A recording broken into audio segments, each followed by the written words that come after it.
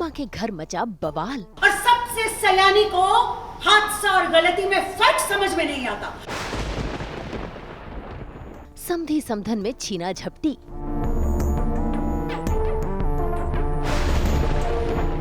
प्रार्थना को लेकर अनुपमा को मिला अल्टीमेटम। आपको अपनी गलतियां, अपनी बेवकूफियों पर जितने मर्जी किताब लिखनी है लिखिए, लेकिन उस किताब के एक भी पन्ने पर हमारी बेटी का नाम मत लिख दीजिएगा।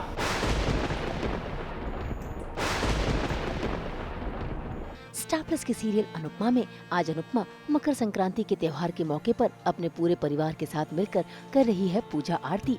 साथ ही ऊपर वाले का धन्यवाद भी, क्योंकि उनके घर में अब खुशियां जो आ रही हैं, ऐसे में पूरा परिवार भी बेहद खुश नजर आ रहा है।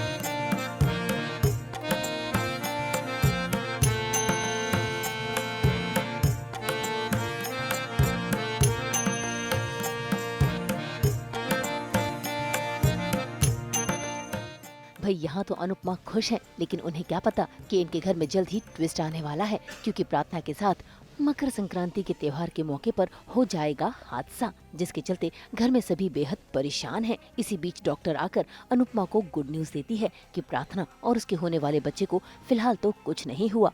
लेकिन ये सुनते ही गौतम से रहा ना गया, क्योंकि उसका मकसद तो है बवाल मचाना। इसीलिए देखिए कैसे वो सभी के सामने अनुपमा और उसके परिवार वालों को दोषी ठहराने लगा। आज एक बात तो साबित हो गई, इनमें से कोई भी प्रार्थना का ध्यान नहीं रख सकता। हाँ, सही कहा। मुझे ध्यान रखना चाहिए था, मैंने ध्यान नहीं रखा। मैं उसे अकेले छोड़ के चली गई। मैंने अंश को कहा कि जब तू डांस कर तो मुझे उसके पास बैठना चाहिए था, पर मेरी लापरवाही मैंने क्यों की? शाह परिवार की हजारों गलतियों में एक और गलती। शाह परिवार कहे कि सर्कस कहे, जहाँ घर की सबसे बुजुर्ग महिला को भी एक गर्भवती का ख्याल रखना नहीं आता, और सबसे सयानी को हादसा और गलती में फर्क समझ में नहीं आता, और पूरा का पूरा खानदान एक दिन एक बहू का ख्याल नहीं रख पाता। हम आपसे कह रहे हैं, आपको अपनी गलतियां, अपनी बेवकूफियों पर जितने मर्जी किताब लिखनी है लिखिए, लेकिन उस किताब के एक भी पन्ने पर हमारी बेटी का नाम मत लिख दीजिएगा।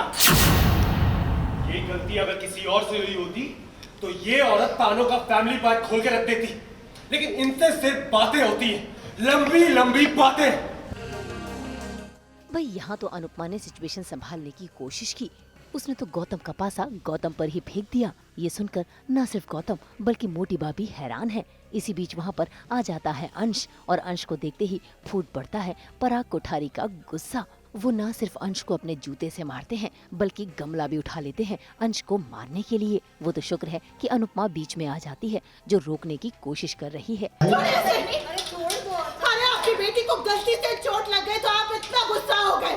सोचिए, आप हमारे बेटे को, आपके दामाद को जानबूझकर मार रहे हैं, तो हमें कैसा लग रहा है? छोड़िए पराग, छोड़िए इसे, छोड़िए। अरे लोग अक्कल बेच खाते हैं गुस्से में, लेकिन आपने तो सोच, विचार, तमीज, तहजीब, हया, शर्म सब कुछ बेच कर।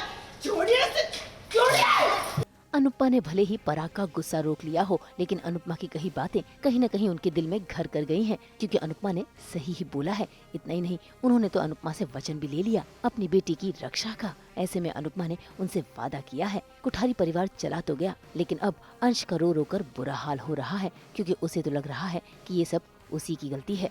भाई अंश को यूँ रोता देख अनुपमा की आंखों से भी आंसू निकल रहे हैं, और अब तो अनुपमा ने अपने आप से भी वादा कर लिया है कि वो प्रार्थना के पास ही रहेगी।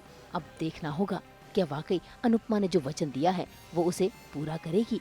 मुंबई से रोशनी विश्वकर्मा के साथ ब्यूरो रिपोर्ट।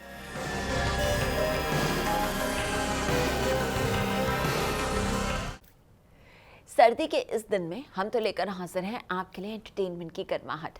अब आप पूछेंगे कैसे?